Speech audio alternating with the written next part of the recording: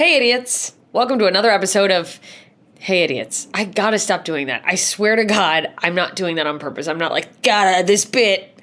I gotta keep doing the Hey, Idiots. Welcome back to Hey, Idiots. Listen, I'll figure it out eventually. Why did I change the name of the podcast? And how many times can I spiral about it?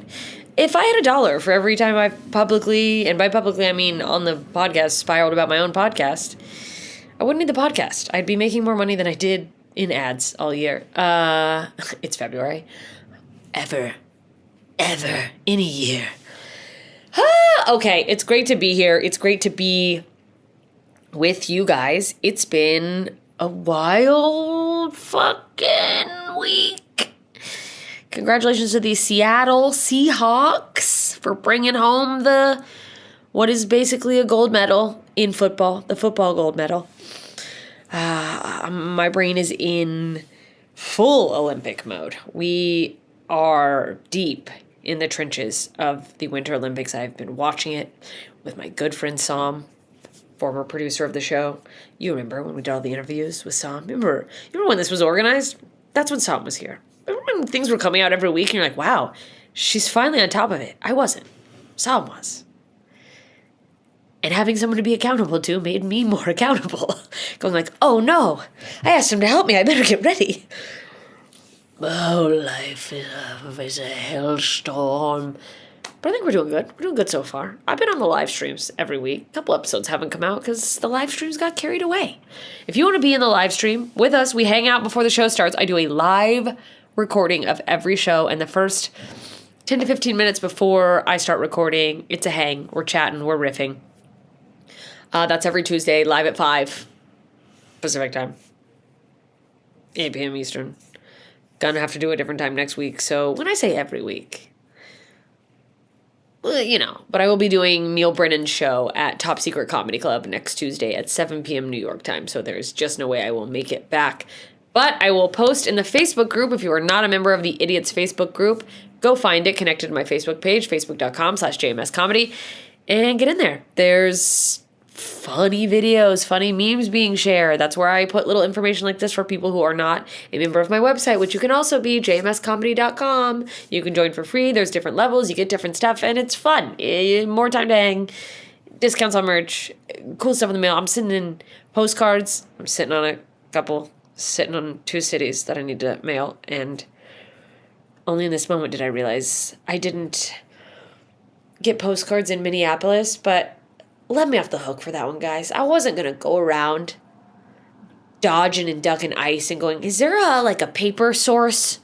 Is there a little store for postcards? Excuse me, as you're getting carted away and our society is crumbling into fascism, can somebody tell me where I can find a picture of the Minneapolis? I don't even know. I had fun in Minneapolis, but I couldn't tell you what the landmarks would even be on a postcard. So, but for those of you waiting and wondering if you're getting any from New York City or DC, I've got them stacked. I just got to go put them in. And I know, I saw the mailbox and I went, that's where it is. It's just been so cold. It's 2 blocks away. There's a mailbox that I can drop these off in at any time. And I will, but I haven't. But I will. And if you like getting mail, real mail in the mail, I do. I miss writing mail. So I was like, why did I stop doing that? Why did I go crazy and turn my Patreon into something for comedians and then go, okay, I don't want to do that anymore. I've had enough. I'm going to work on my own comedy. It's neither here nor there. All that to say, fun things available all over. And I am going to plug my dates really quick. I am on tour. I will be in Portland, Oregon, February 20th and 21st. Then I'm coming to Tulsa, Oklahoma for one night only on February 26th, whatever the Thursday is. I should have been and could have been more prepared for this, but I never will be. I will be there, 26th, Thursday, Indianapolis. I'm coming the day after, February 27th and 28th, and then Austin, March 6th and 7th, and more to come. But I don't have them written in here, and I'm not going to try to... Oh, but Pittsburgh and Cleveland. Cleveland, March 20th. Pittsburgh, March 21st. And after that, there are more, but you're going to have to follow me everywhere. Look at my website. Join punchup.live/JMS. How many things can I ask you guys to fucking join? But I am. It's in the show notes. That puts a little dot in your part of the world on a virtual map I see, and it goes, someone else wants to see you here. And that helps me plan my tour routing. And I let you know first. You're the first to know when a show is live, when it's gonna go live. Sometimes I know that I have the date, but the tickets aren't up, and those people get the hey guys, just keep your eyes peeled. Tickets are coming. And then I go, hey guys, they came. And then I go, hey guys, hello? Could you please get your tickets early? Please? And people go, no, I'm going to get them. I'm just waiting on it. And I go, okay, I'm so stressed out. But then you've been coming through, and I appreciate that, especially Minneapolis. I didn't know how to feel about doing it. I was like, is it weird to be doing shows here? But I didn't want to cancel on people who bought tickets. And I got some messages from some of you going, I really hope you're still going to come. I'm really looking forward to this. And you know, it got to be a little moment of, quote, normalcy, as normal as any comedy show with me can be, which is the least normal thing ever. But in the chaos of maybe Nazis in the street, ICE just guarding children and shooting citizens. You know, it's nice to check out and have a laugh. My hand puppet just jumped at me saying that. He's like, I'm out. I can't be affiliated with you. I'm just getting my career started. I can't get canceled for this. Moki walked up to me, by the way, in that moment. When I said that, she could sense my, why did I say that? Why do I keep saying it? And I said it at the shows, by the way. Oh, if you think in Minneapolis I wasn't going, this is awkward. I complained about LA, and then I went, yeah, I shouldn't be complaining about the weather where I live here in Minneapolis, where the weather is not even the problem, if you can believe it. Anyway, come see me live. It's better live. There were people before the show when I was looking at the chat talking about the Minneapolis show. Anyone who's seen me live can tell you. Get a review from someone who's seen me live. I promise if you like my comedy online, you're going to go, oh, that was nothing. And I don't feel bad saying that. There are a lot of things I would feel uncomfortable being confident about. That one, there's Moki's leaving. She's like, no, she's talking about how much better her live comedy is. She has exited the room. It's not just me. That's any good comedian. It's going to be better live. It's a live art form that we put on screens to try to reach more people, so you'll come see us live. Okay. Now let's talk about what the fuck has been going on. I mentioned the Super Bowl earlier. Bad Bunny had a halftime show. I'm going to be honest with you. I didn't watch the Super Bowl at all. I was in puppetry class, and so I missed the halftime show. And as well-meaning as I have been wanting to check it out, I haven't. So I'm not going to lie to you and go, it was fucking amazing from my perspective, because I haven't seen it. So I'm not going to pretend I've seen it. I won't do that ever. If I'm on a show with comedians that were on, I go, hey, I hope you had fun when they were on stage if I didn't see it. I won't go good set. I just can't. But from what I've heard, it was incredible. And as most halftime shows are, the fact that, the audacity of any of us, by the way, for any artist to be sitting on our couches, covered in crumbs, half drunk, and go, well, this is a little lackluster, Beyonce. Do you know how many fucking moving parts go into those things? But there's still conversation. And I don't know if this is, a lot of hot button topics on the internet where people go, oh, a lot of people are mad about the Bad Bunny halftime show because it wasn't English, or if it's I truly don't know, and I'm grateful to only be seeing the side of people going, people are mad about it, because it means no one who I'm getting regularly in my feed is taking a stand about how a Puerto Rican artist sung not in English.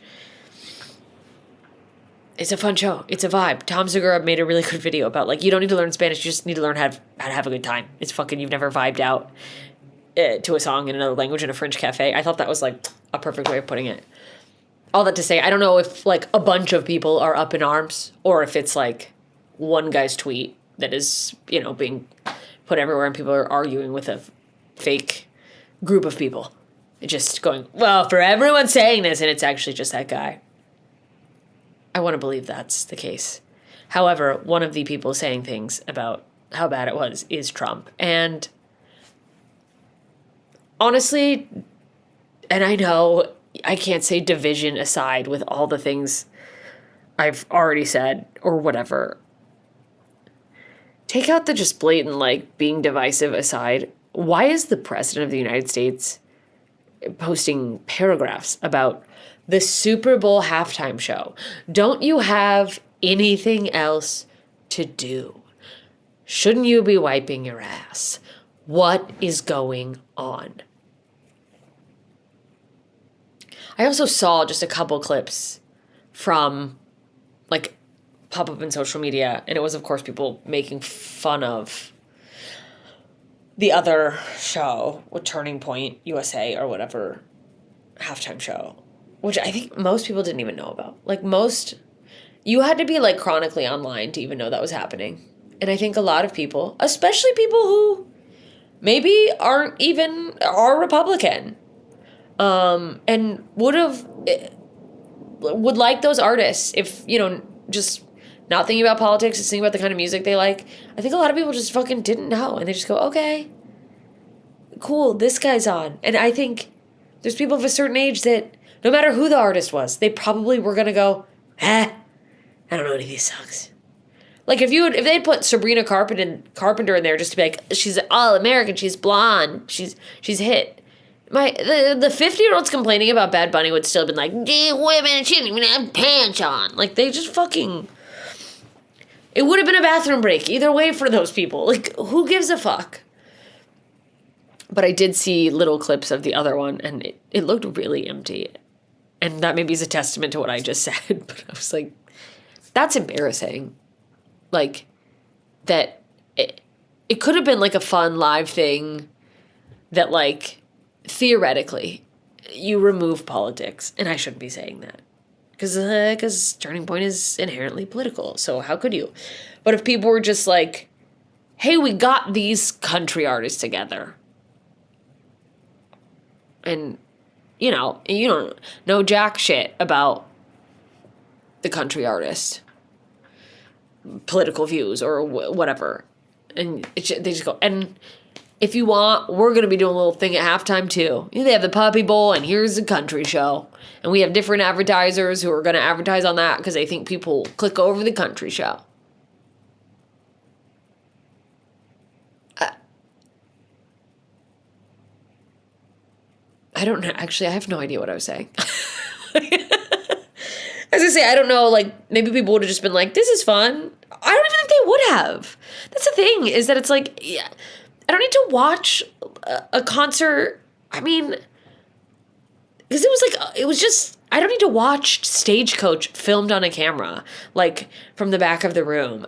Like, the Super Bowl halftime show, even if you don't know the artist, you're not familiar with their work, it's always a spectacle. They always have special guests, so you're going to know somebody who pops up, and it's just a beautiful thing to see. And from what I was told, this one was really structured for the people at home on TV. Like, they designed the set and everything around, like, versus being in the arena. And at the end of the day, yeah, it's most people are just going to poop. And if I'm being real, if I'm changing the channels for the Puppy Bowl, and that's just... Also, why don't we make a big stink about the Puppy Bowl? Oh, because it's not a bunch of racists going, I'm watching these dogs. I'm going to turn on the dogs and I would rather watch dogs. But, unfortunately, I've now put that idea out in the ether, so maybe somebody will. Like, I don't fucking... It's good music. It's also like these old racist fucks. If Pavarotti was doing the halftime show. My grandma, all my uncles would be like, wow, this man is a legend, he's a talent. They don't fucking speak Italian. What are we talking about? Seriously, what are we talking about? I should have taken Spanish. Anyway. More importantly, I just like, can we get a president who just isn't on the internet?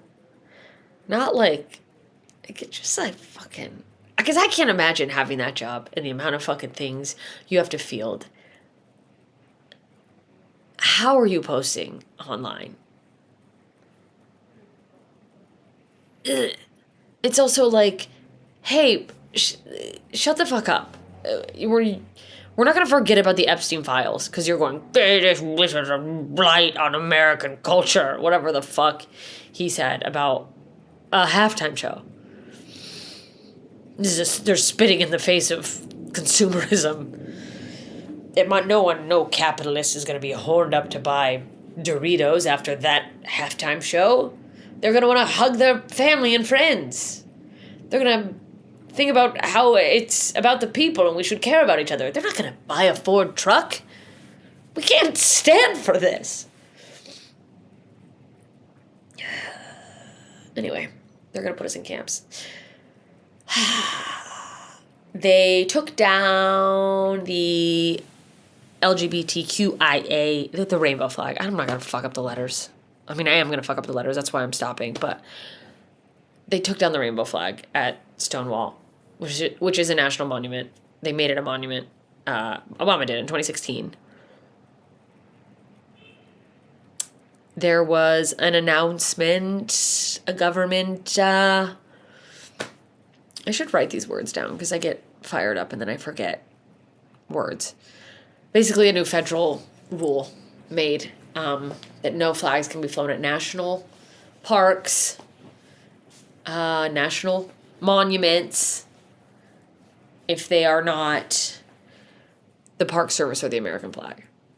And someone could rationally go, well, like, that makes sense. But the only place that is flying another flag is Stonewall. It's a gay flag with a specific text across it that's like the 2016. It's like commemorating the fact that it was made a national park. In this area where there used to just be a rainbow flag flying anyway, by the way, and what confused me is there is a rainbow flag on a bigger pole. And people are like, they took the flag. And I was like, okay, like I came down here and I'm with you. It does seem like there is a flag up there though.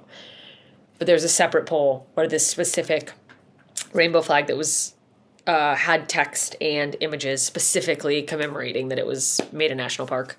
It was a national. Now that I think about it, it's like it had the National Park Service logo on it. Like it literally is one of the flag. Like it's not allowed, but somebody took it down. That's what's fucking crazy.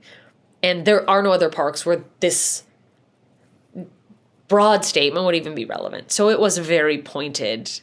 Like, hey, take the gay flag down at a monument. Monument, which is, I don't mean to put monument in quotes, but like the area is considered the monument. There's not necessarily, there are like statues in the park, but there's not, I don't want it to sound like I'm saying there's a monument, but the park itself is like the national monument commemorating Stonewall.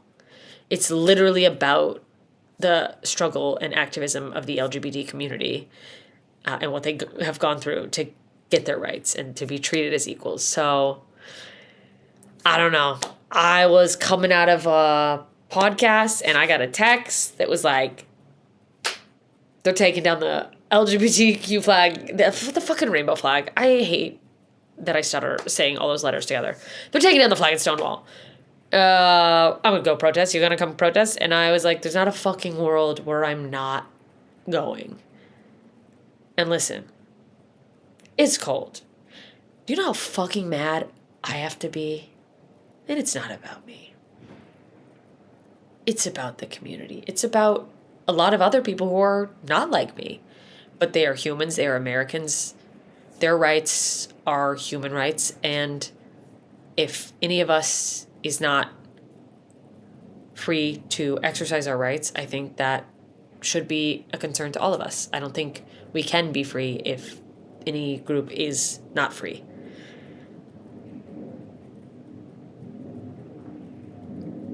That being said, in the cold, you have to really something's got to really be fucked up. And I can, by the way I can rationalize myself into comfort is not good a lot of the times. I go, well, what am I going to do? What am I going to find? But I was like, I'm there. I would have been there regardless. I did have this like overwhelming additional feeling as I was riding the train back home to like change into clothes to go to a protest. And by the way, I fucking came in hot. I was ready to get arrested. I had phone numbers written on my arm. Like, well, if they take my phone, I got to know who to call. And it was as peaceful as a protest I've ever witnessed can be. It was, a lot of people there. I did see some cops, but it was nothing. It was just people coming together and like being like, we can't let little things like this push us back into it being not equal, being oppressed, being treated unfairly. It's a slippery slope. They literally are, and if you don't know this, you just go Google it. They are building and funding a lot of giant detention centers. And there are children right now dying in detention centers being held for immigration reasons, quote, reasons, TBD on if any of those are even logical, real reasons, or if it's just the reason is racism. There is no reason for holding people in camps, but, do they even have any... We've all seen the fucking lack of paperwork and whatever. By the way, we have such funny... we have a lot of funny idiots in the news story, so hang with me, guys. I just, also thought of my friend Maddie, who... If you're a long-time listener, many of you may know that he passed away in 2024, September of 2024. Maddie was a gay man, lived in Nashville. We went to college together. He came out in college. And I was the shithead friend who was like, yeah, I know. And he was like, you fucking bitch. And I was like, you kept trying to make out with me. That was actually a sign. But also a huge activist in the Nashville LGBT community. He worked at a prep clinic. He raised money for gay and trans youth. He cared. He was working to make PrEP accessible, which, if you don't know, is a HIV prevention medication. And had all these huge plans to expand the little corner that they had built of being able to help the community in Nashville. He was working on flying other places and bringing that program into different clinics and different communities and just finding new ways to help strengthen the community of LGBTQ, et ceteras. I know that's a fucked up thing to do, et ceteras. Whatever. Yeah, it's fine. Just to build literal community. And I was like, because he didn't put up with shit. Maddie called you on your shit. He fucking forced you to party if you went out with him. If he did anything, he went all the way. You know what I mean? He didn't do anything half-assed. No pun intended. He went whole ass all the time. He was an asshole. Just kidding. He really wasn't. He was literally, at his memorial, everyone was like, well, he was my best friend. And everyone's like, okay, he was my best friend. Okay, actually, he was my best friend. And that's what I said in my speech. I included that. I was like, everyone in here is quietly watching everyone talk and going, okay, but like he was actually my best friend, because he just was like that. He was a friend to everybody. But if Maddie were alive and in Nashville and knew I was in New York during the day, did not have any solid plans that were work-related, that I could not get out of for the survival of my life, aka money needs, when this happened, and I did not, and I went, meh, he would kick my ass. He would be like, what the fuck, bitch? Absolutely not. He would fly here and drag me there.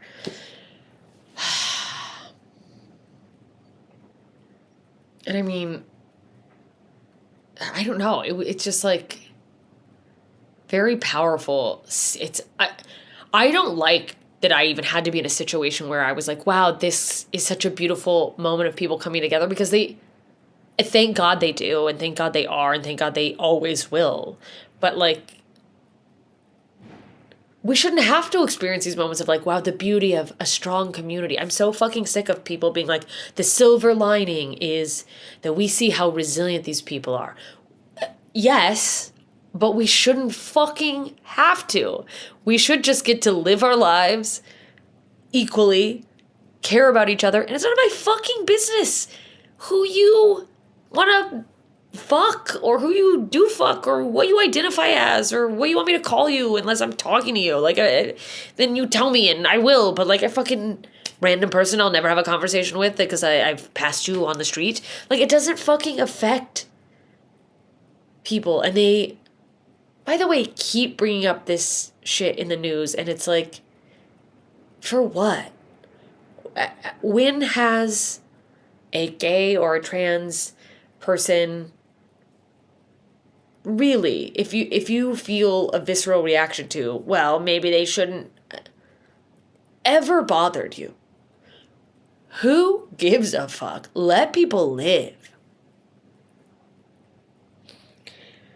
That being said, it was inspiring seeing people come together and like really just, I mean, shout about it for sure, but just hearing people get up in front of the group and speak and really like reiterate the history of what this whole community has gone through, and the people who died fighting for this community to just be able to exist and like live.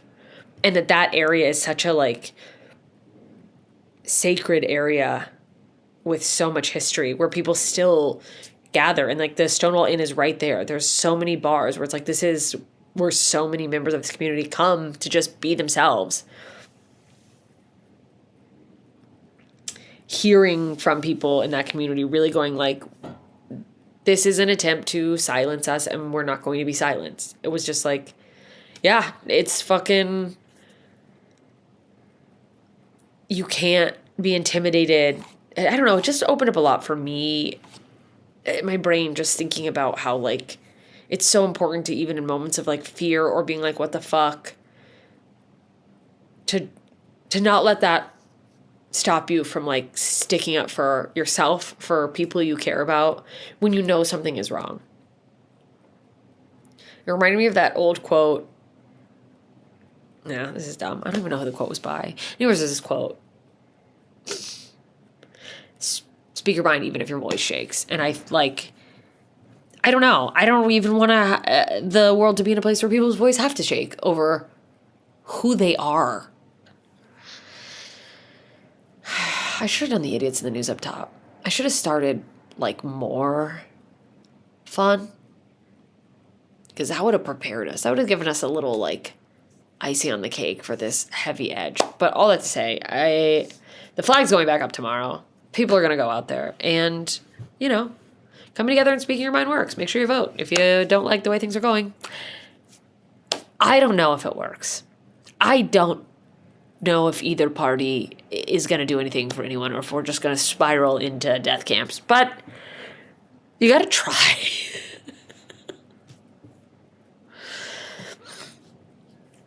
That being said, we'll circle back to this news story. I'm going to talk about some idiots in the news. Before I do that, I'm going to tell you about an idiot thing I did today. I was walking Moki like I do every morning. She pooped, picked up the poop like I do every morning. And I shouldn't have to say that, but you'd be surprised if you walk around the block where I am, how many people have never picked up their dog's poop, it seems like.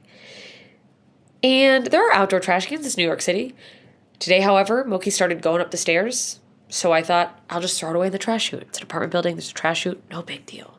I got my keys in one hand, opened the door, got the poop in this hand. Great.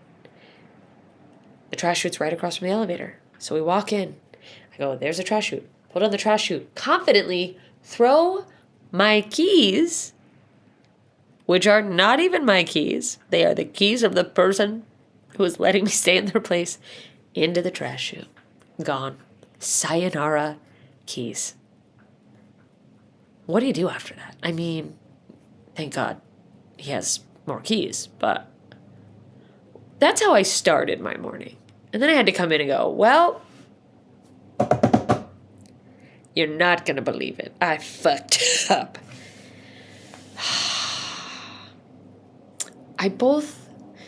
These are the moments when I go, I like that like things in theory could be all digital, but also at the end of the day, I really don't. That scares me. But I was like, if this was my phone, what am I kidding? I would have thrown my phone in the garbage, and then that's a fucking nightmare.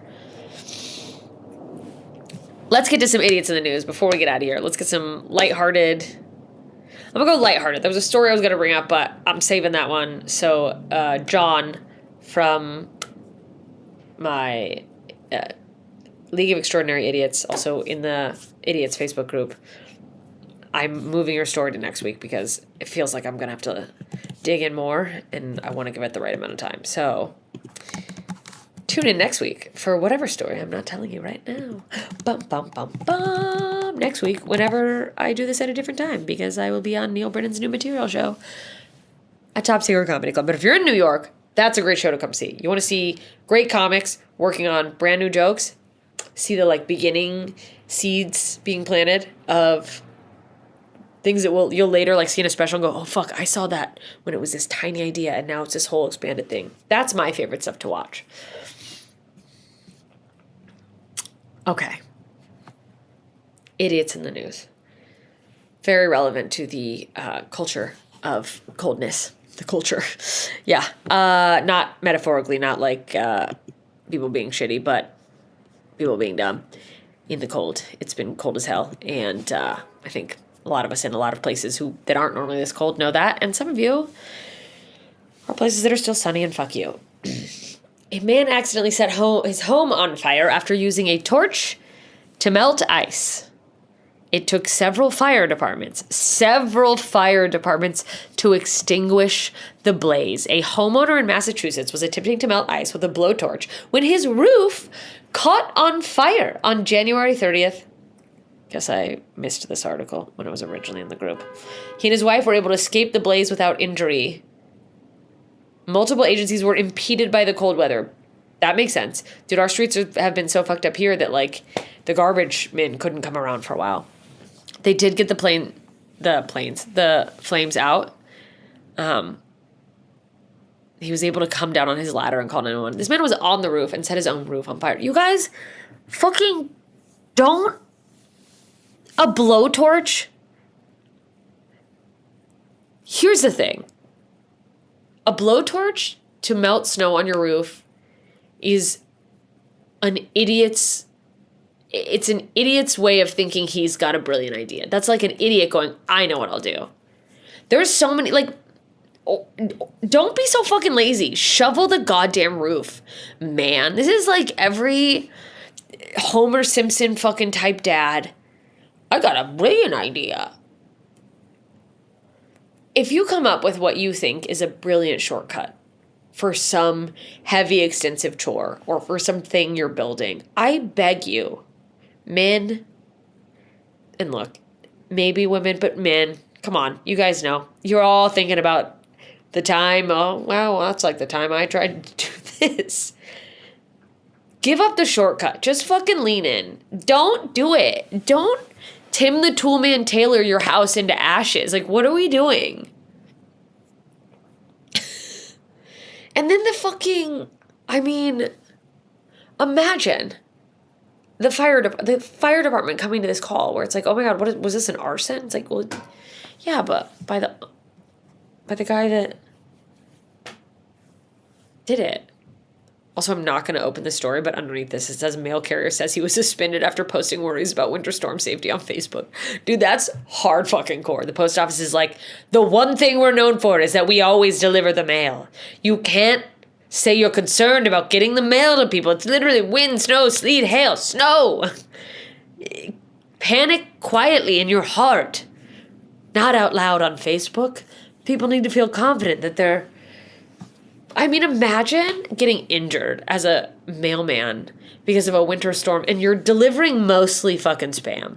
It's like, oh, yeah, I lost a few fingers in the winter storm, but at least everyone got their credit card offers. And to close out this very lovely episode of what I have thoroughly enjoyed, Hey Idiots, we have two stories about pee-pee and poo-poo because I'm a 5-year-old. A paramedic has been accused of urinating in locations at work, including in chili and a juice carton. This is fucking crazy. This is also in Baltimore, where my mom lives, and it horrifies me to think that she could need emergency medical care, and the guy who shows up has peed in someone's chili in the office. A Maryland paramedic has been denied bail after being charged with multiple counts. Multiple counts related to workplace contamination. I'm skipping ahead to prosecutors. This is so funny to me. Prosecutors said Christopher Carroll, 36, remember the name. He faces 23 counts of workplace contamination. Authorities allege he recorded himself urinating and leaving bodily fluids in various locations at his workplace, including the public safety building in Towson and Fire Station 2 in Pikesville. This man works in multiple locations, as many paramedics do, and he's been pissing all over them, not metaphorically. His contaminated items include a supervisor's keyboard, which, honestly, that one I could get behind. Like, fuck around and find out, Jeff, my fucking shitty boss. Communal coffee creamer. A communal coffee creamer. Imagine in the morning you're just like, another day at the office, and you pour creamer into your coffee and it's piss. And in an ice maker. He pissed in the ice maker, which means he melted the ice. Then it's in weird shapes. Piss froze. Now you're going, there's frozen piss in the ice maker. Additional allegations involve tampering with a carton of orange juice. I'm getting a cold from the little draft, literally in the time I've been sitting here. My body's falling to pieces. I'm blaming sitting here like I wasn't outside yesterday at a protest at night screaming.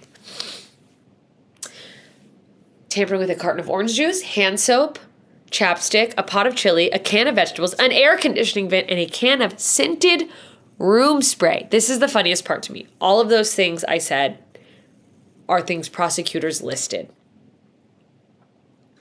And then during the court hearing, the defense attorney of this man, Seth Oken, said, "Everyone wants to know why.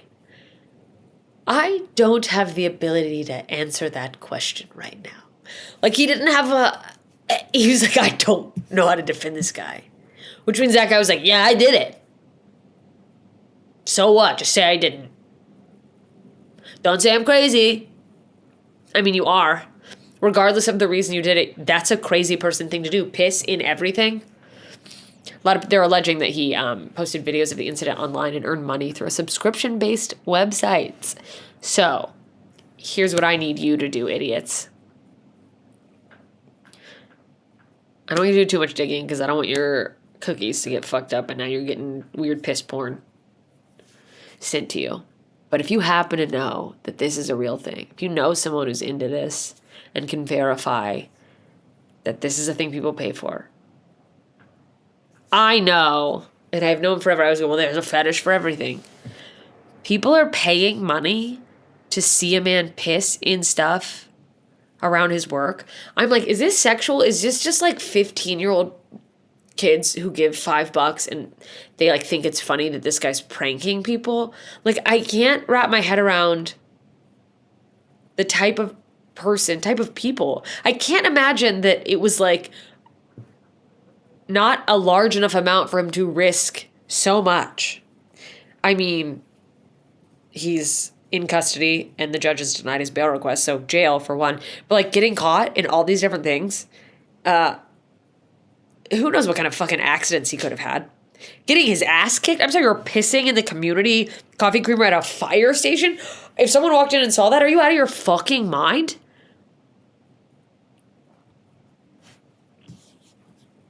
It's just fucking, keep your piss to yourself, guys.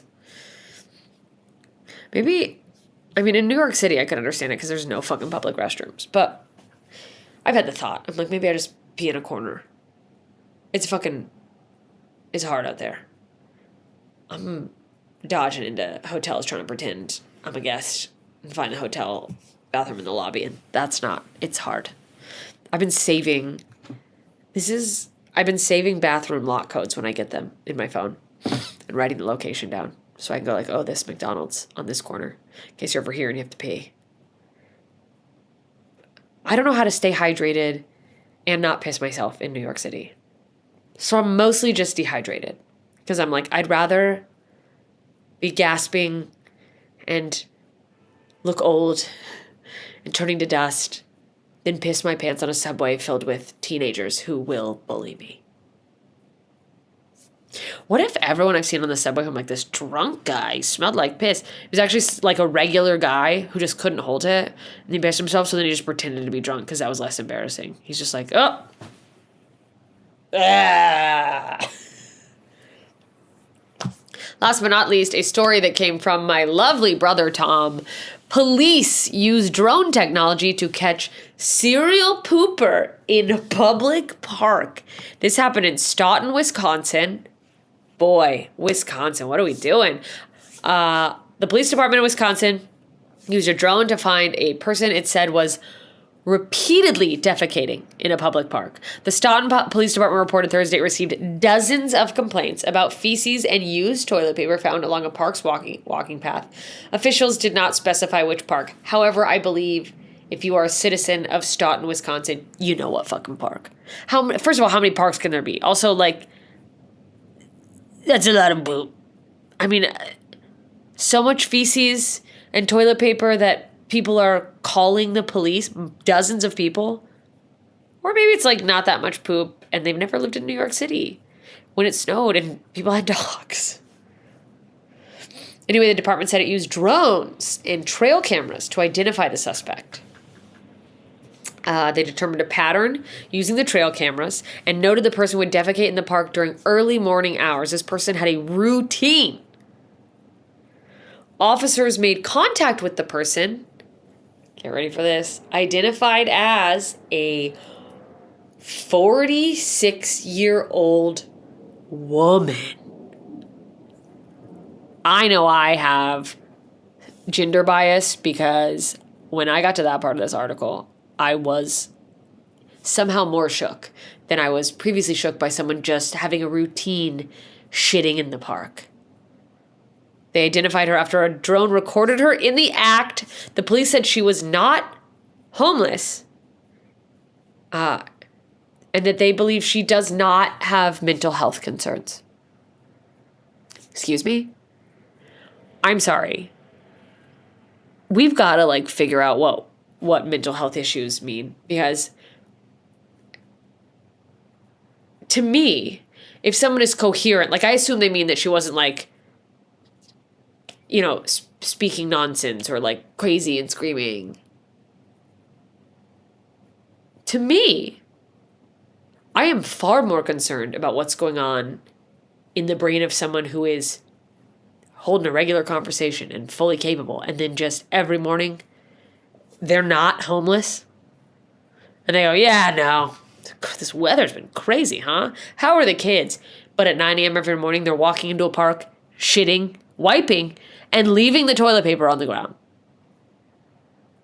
They're shitting in a park, wiping their ass, littering in a park, which, aside from, this is already too much. There's certainly trash cans in the park. Maybe she didn't want to throw her keys in the trash can on accident. It wasn't me!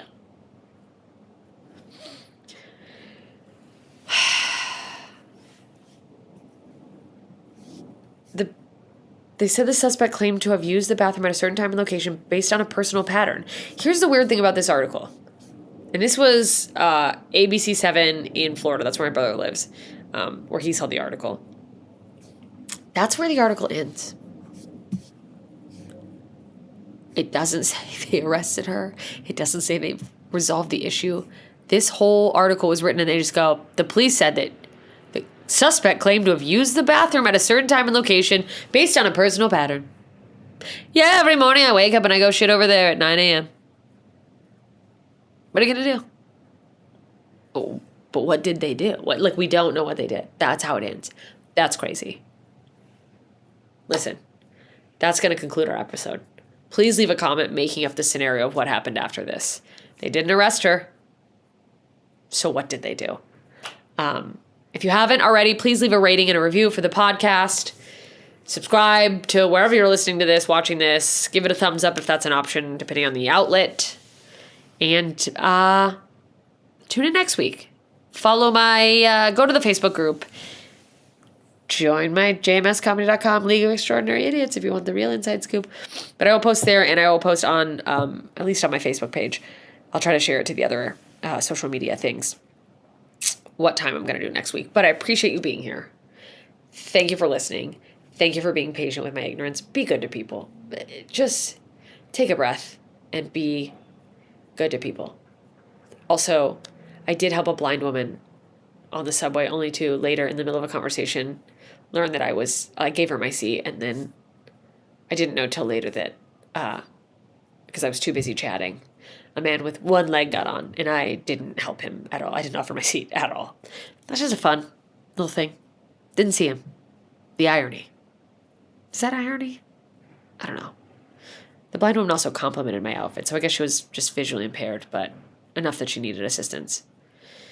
And look, I gotta do more for the world.